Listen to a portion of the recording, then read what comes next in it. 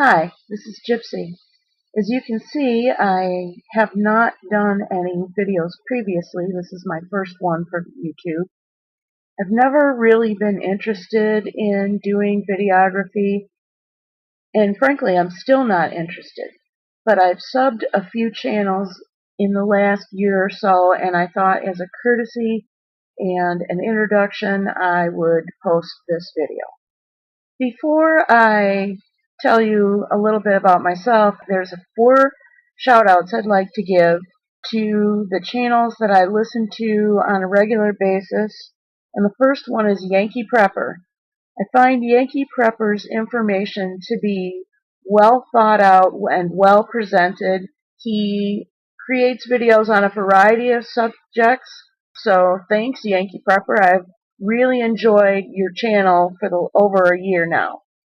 And from Yankee Prepper's channel, I was directed to check out Mad Bad Voodoo's channel. Mad Bad Voodoo has a series called Real Life. It's a hoot to listen to, but it's based on something that happened to him, and it's my understanding that there are parts of it that are still ongoing. The third shout out I'd like to give is to Patriot Nurse. The Patriot Nurse's material on her channel has to do with being prepared with good information and good supplies should you find yourself in a position to not be able to get medical help. That could be for the uninsured, the underinsured, or some catastrophic event. I should warn you, though, the Patriot Nurse speaks at a machine gun pace. It's not a bad thing, but you do have to listen very carefully because she is able to jam a lot of really good information into a very short amount of time. So well done, Patriot Nurse. The fourth shout out I'd like to give is to Low Buck Prepper. Low Buck Prepper's channel is devoted to preparing yourself for catastrophic events and emergencies on a budget. And he will tell you over and over and over again, it's never too late to start. It doesn't matter what your income level is or your skill level. You can do a lot of things on a budget. So thank you, Low Buck Prepper. I really appreciate your channel. And let me know when Harley starts his own zombie tire training school. I'll send my dog out to you. So on to the reason why I decided to throw this intro video up in the first place. Back in December of 2010, I found myself in a major metropolitan area taking care of a family member. And as the days and weeks wore on, I realized that I didn't have the creature comforts that I had acquired for myself at home. I didn't even have a pocket knife. My pocket knife was at home, and I found out that I needed it. So after consideration, I decided to go out and resupply. And what follows is the basics of what I supplied both my everyday bag and my reserve with. What you see in this first frame is one day's haul. This was divided between my everyday backpack and my reserve bag. So going right through the numbers, the first thing you see on the left is a package of waterproof pouches. They're a little heavier duty than Ziploc bags, and I find them very useful keeping gear dry. The next thing you see is crab trap line and paracord. The trap line is a little thinner and a little lighter than paracord, but it's straight plastic. The third thing you see is isopropyl alcohol and a package of 100% cotton makeup removal pads. Most women know what these are. My intention is to jam the whole package into a metal tea tin and soak it down with alcohol, giving me a method of making fire. The thing that you see underneath, number 4, is a first aid kit that I'll talk about in a minute. Number 5 is just a Mylar emergency blanket. Number 6, it's hard to see, but it's an 1.5 inch long LED flashlight. Lowbuck Prepper did a review on this a while back. At first I thought I saw it on Mad Bad Voodoo's channel, but then having seen another video for a contest that Lowbuck Prepper is running, I realized that it was Lowbuck Prepper who reviewed this little LED flashlight. It has a lanyard clip. It went right on my keychain, and I use it all the time. So thanks, Lowbuck Prepper. Number 7 is a WD-40 pen. It's just a felt-tipped pen, and there's a myriad of uses for that. That went directly into my everyday bag. I've already used it a couple of times to remove labels. Under that, number 8 is some hand sanitizer on a binder clip. I was lucky to find this at a dollar store, having looked for it in department stores and drugstores and not being able to find it. Up at sort of the top, not the top, but the next row, number 9, is some waterproof matches. And I split those up between my regular backpack and my reserve backpack, giving me another method to start fire. Below that is liquid skin, number 10. I'll talk about that in a minute.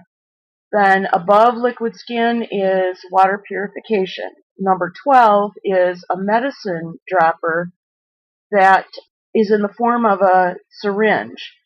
And there's many uses for this, but this is reserved for medicine. In the case of dosing a child with, say, for example, cough syrup, you really have to have a precise measurement because children are much more delicate than adults, and so it's really important to give them exactly the amount of medication prescribed. Next to that is a turkey baster, and it wasn't supposed to be in this shot, but I'll tell you why I have it. I'm a fish keeper and a freshwater shrimp keeper. The clear plastic tube on the turkey baster is perfect for sucking up shrimp fry and getting them into a safe place away from the adults who have been known to eat them on occasion. And then the last thing you see, number 13, is the pocket saw. I haven't really figured out how to package this well, so maybe somebody will give me a shout out or a comment and tell me how they package their pocket saw. At the top of this frame you see a piece of paracord woven into a length that I haven't decided what to do with. This is not the braid that is used in paracord bracelets. This is a different braid called thorn. I really like the way it looks, but I haven't decided what to do with it. Then underneath on the bottom you see a yellow and red ripstop nylon pouch, and that encases my little pocket first aid kit. Into that pouch goes the plastic bag. I didn't pull it all out because it's pretty tightly packed, but it has enough of a supply list to get you out of most jams. You can find anything from betadine swipes to moleskins in there. Underneath the part of the packet that's open is a little vial, and it's got safety pins and a splinter puller. To that also I added the 2 little tubes of liquid skin and the water purification tablets. And then the last thing in there is maybe 20 feet of medical tape. In this frame you see the paracord again, and perhaps a better view of the thorn weaving. Then underneath that you see my new Winchester pocket knife. I chose this pocket knife because it's similar in size to the pocket knife I have at home. My little pocket knife at home is a pony knife, and this is a little thicker and a little heftier than the one I have at home. It'll do the job here very nicely. The next thing you see underneath the Winchester knife are 2 of 4 tarp clips that I bought for another application. And I found out that these tarp clips won't work for that application. So perhaps at some point you'll see a video field testing the clips for their intended purpose. Next to the clips you see a bottle of insect repellent. One of the other YouTubers was complaining that everywhere he went His friends never had any insect repellent, despite the fact that they were being eaten alive at barbecues and pool parties. So I gave consideration to what he said, and I picked up a bottle of insect repellent. Under the clips and the braiding, you see a spark light. I really like this little product, although I probably wouldn't rely on it for fire starting. It's probably best reserved for backup. And then on the bottom, the big package is a platy bottle. I like this soft bottle because I normally carry a 16-ounce thermos, and this would be a reserve for when I need extra water. It folds up flat. I can stick it in a pocket or another container and always have a reserve water bladder. In this shot, you see a tea tin I picked up at Whole Foods, and this will hold my alcohol-soaked cotton pads as a tinderbox. Next to it, you see some lemonade that I picked up. They're single serving, 16.9 or 17 ounce. The mixture in this is very similar to homemade electrolyte replacement fluid. So I think I'll just throw this in the backpack as a reserve for when I'm feeling parched and overheated. I decided to split this up into two shorter clips because this one is almost 11 minutes and I had a heck of a time trying to upload a previous version. So I'll see you in part 2.